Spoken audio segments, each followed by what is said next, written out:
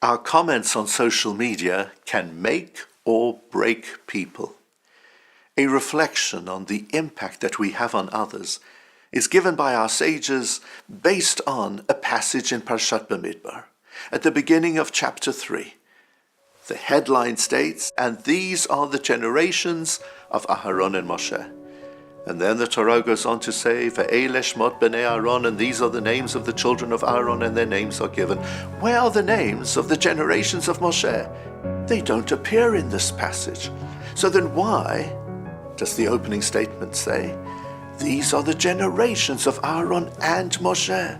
Therefore, the Gemara in Masechet Sanhedrin, Daf Yud Tet Amud Bet tells us, "Kol hamelamed ben chaverot Torah ma'aleh alav hakatuv ke'ilu yelado." If you teach the children of somebody else Torah, it is attributed to you as if you gave birth to them. Because the children of Aharon are here presented to us as being part of the generations of Moshe. In the event that you have taught, you have educated somebody, you have fashioned their lives, you have made them into what they are, it's as if you've given birth to that child. The Gemara later on, in Masechet Sanhedrin, Daf Tzadik Tet Amud Bet, actually goes further and says, "Kol hamelamed ben chaverot Torah ma'aleh alav hakatuv ke'ilu asa'o." If you teach somebody else's children Torah, it is attributed to you as if you made that person, as if you fashioned that person, created that person, meaning it's as if you are God.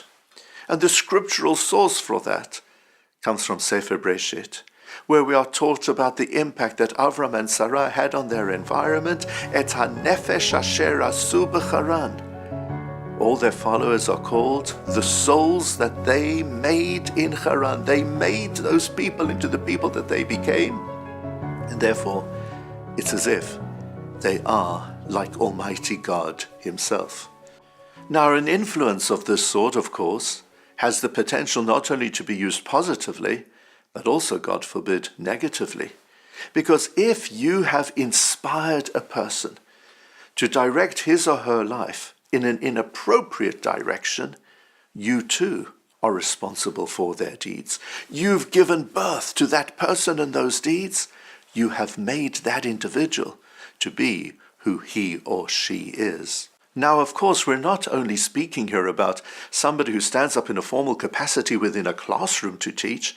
Actually, just about everybody is a teacher, because you're saying things, you're conveying messages. On social media, you're actually printing something out for the world to read. And those who internalize what they have read, who take notice of it, and then who act upon those messages, one is responsible for all that which they are doing. There is therefore no limit to the extent of the impact we have on others. God forbid, it is possible through our words to break someone. But thankfully, we can also be just like God, to make someone into the great person that he or she can be. Shabbat Shalom.